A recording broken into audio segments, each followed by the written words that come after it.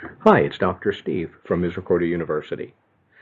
In today's online class, let's continue our look at assessment of learning by considering alternative assessments and also grading.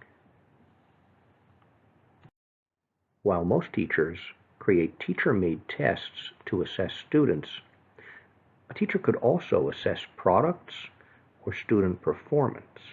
And these assessments are also referred to as alternative assessment, authentic assessment, or direct assessment. Using authentic assessments in the classroom has many different benefits for students. First of all, when you're assessing a product, that simulates a real-world activity that students engage in. These types of assessments can both be an evaluation of the student's performance and at the same time can also be a powerful learning experience. So they learn as they're also being assessed. These types of assessments allow for individual creativity where they can express their own interests and exhibit their own strengths. And students are expected to develop the information necessary for these assessments with a minimum of teacher supervision. So students get to stand on their own and function more independently. Compared to teacher-created tests, authentic assessments allow students to progress at their own rate, and by doing so, they spend as much time as needed to produce higher quality results. Also, the scoring of either their product or their performance is consistently done across all students, but it allows for individual differences, individual creativity.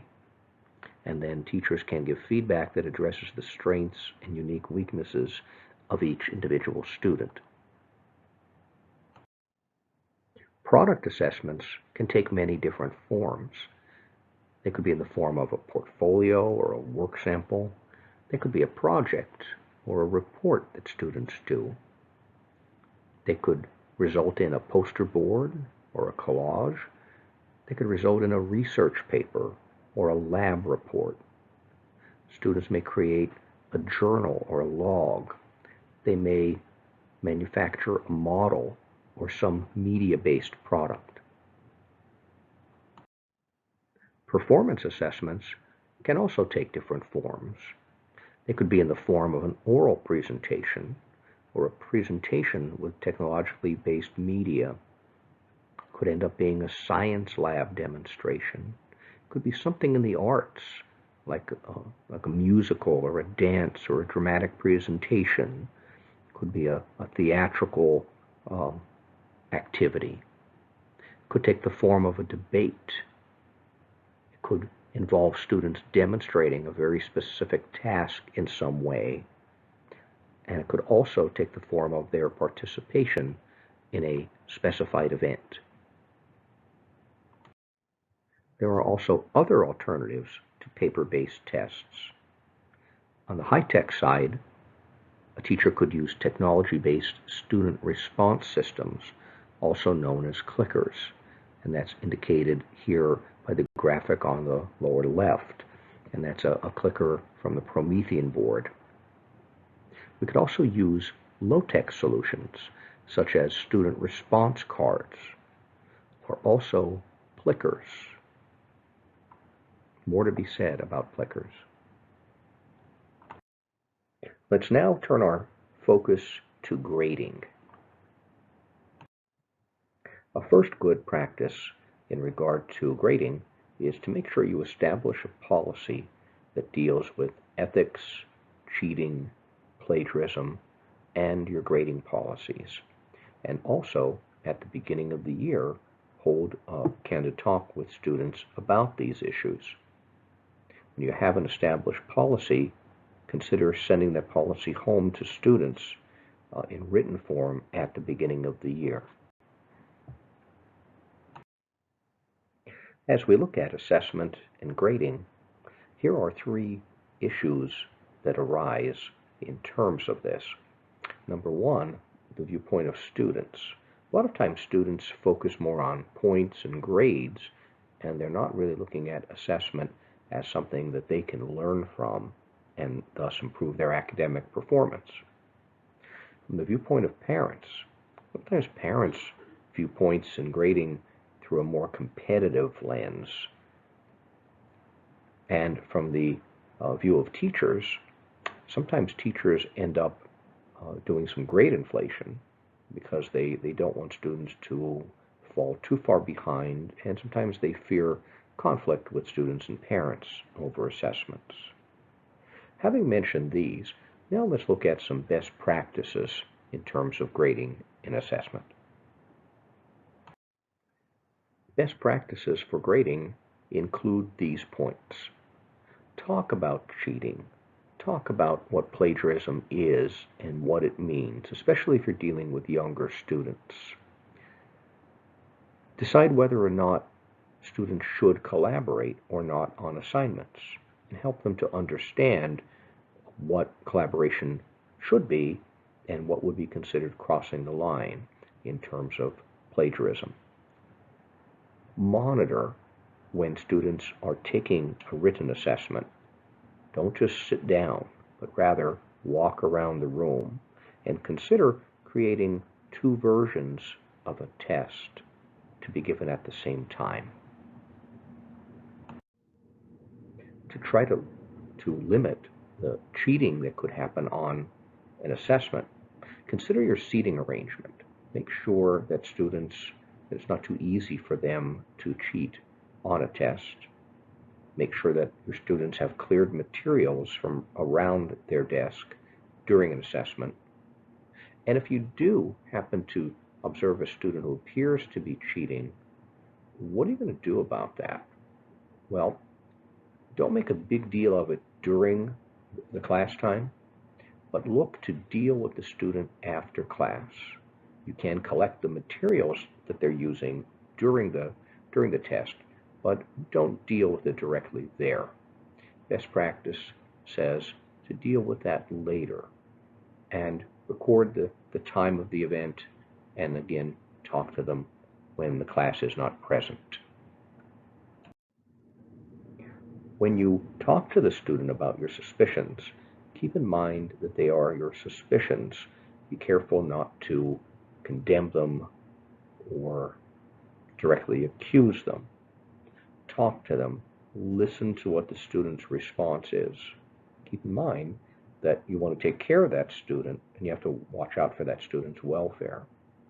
Be prepared to hear some excuses, and like a judge at a trial, explain your conclusion after you hear the student's explanation, and then inform the student of the action that you will take. When you are creating a teacher-made test, consider the grading weight.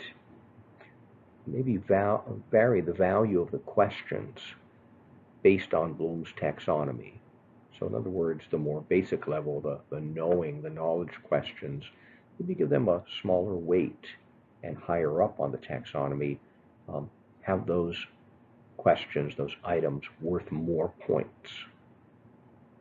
When you're passing back a written test, consider privacy. Can you record the grades like on the back of the test, or put it in some place so that a student won't accidentally share that private information with others without realizing it? And then think about how you can support student learning through assessment, because that's one of the main points of assessment. When possible, either project or post correct responses. Help students understand what they got wrong and why the incorrect answers are wrong and why the correct answers are right. In other words, try to support learning through the assessment process. To further support student learning, consider reviewing after you return tests. In other words, go over the items and highlight maybe you don't have to go over every single individual item, but definitely highlight the items in which, in general, students did less well than expected. And then answer students' questions about other items. As a self-assessment, you could ask students to write reasons why the questions that they got wrong, like why did they get them wrong? Or now provide the correct response and say why this is correct compared to what they originally wrote. Also, think about requiring parents to sign assessments that are below a certain grade. And that will serve two good purposes. It will keep the students on track and realize that there's communication going on. And the second piece is that there will be positive communication going on between you and the student's parents or guardians. To finish today's class, let's look at one other topic. Let's consider grading systems. As American teachers, we are most familiar with the grading systems in our own country, and typically they range from 0 to 100, and lowest grade being considered a letter grade of F and going all the way up through an A. But how are grading systems in other countries? Let's take a look at a compilation of grading systems as found on Wikipedia.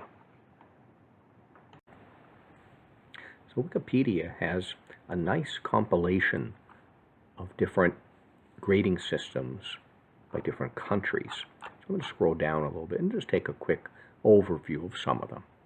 Here in Africa and Ghana, look how 85 to 100% is considered excellent. Very good from 75 upward, good 65.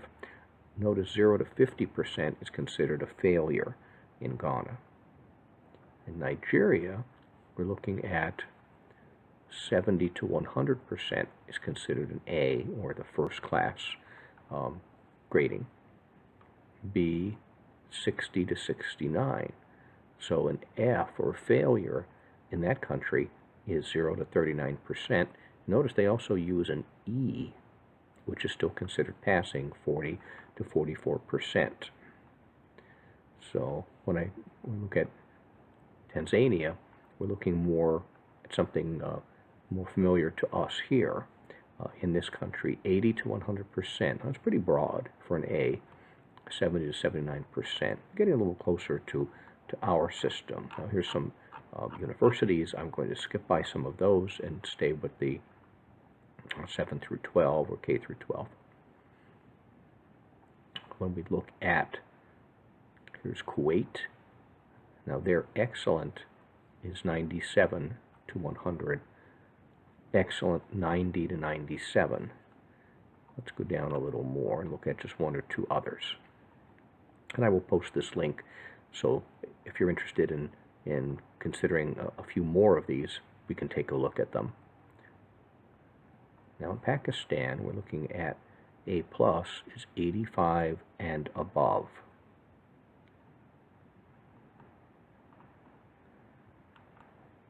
And let's look at one more. Here in Saudi Arabia, we're looking at A plus, 95 to 100, A, 90 to 94. So this is looking much more familiar to us as American teachers.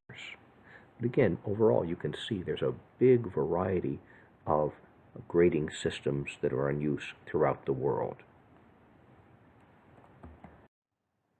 In recent years, a number of educators and educational researchers have questioned the validity of the American grading system. They ask questions like, are grades true indicators of learning and of success or failure of students?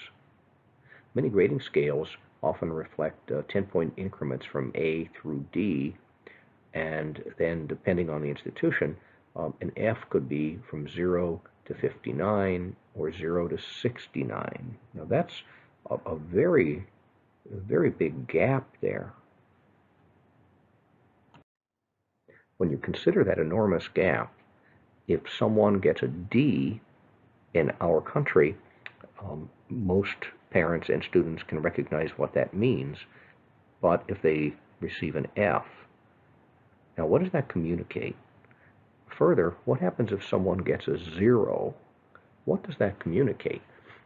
When we look at it, many times a 0 is given when someone misses an assignment for some reason, or misses a test and does not make it up, or is not allowed to make it up. So some researchers contend that maybe an F should stop at a certain level, because to get, for example, at a grade level of 50, because under 50 scores seem to be like adding insult to injury. In our teacher ed program, and as with most programs, we consider grading in one lesson or in one unit at a time. But how do teachers plan assessment and grading for an entire course? Typically, a teacher will plan out how many units will be involved in the entire course, and then identify projects, homework, and assessments. Consider if you're going to use participation as a grade. Some teachers feel that participation is a very important thing. I think everyone understands that, but is participation a very good assessment item? And then if there are any course projects, and finally, any final exam. After you determine and identify all of the elements that will be involved in grading for the course, then start to apply point values to those items. So here's what a typical grading plan for an entire course could look like.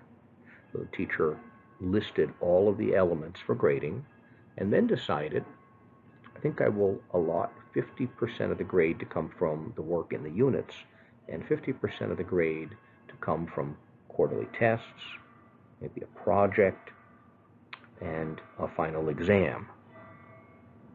And then the teacher would set about adding the point values to all of those individual elements.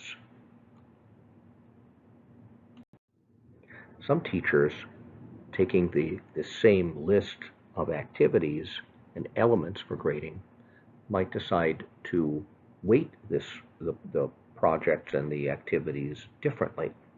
Some teachers feel, based on their content, that they're going to spend more time in the hands-on piece. So maybe they would do 60 and 40.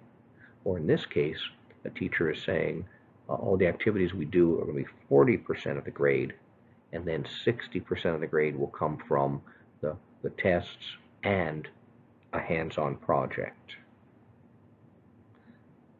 And the teacher would then ultimately add up points, associate points with each of these pieces, and then finally add everything together and convert the final number to a letter grade. To wrap up today's class and process the information we were looking at, let's propose a grading system for a course.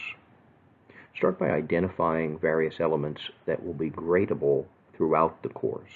How many units, how many homework projects, and so on.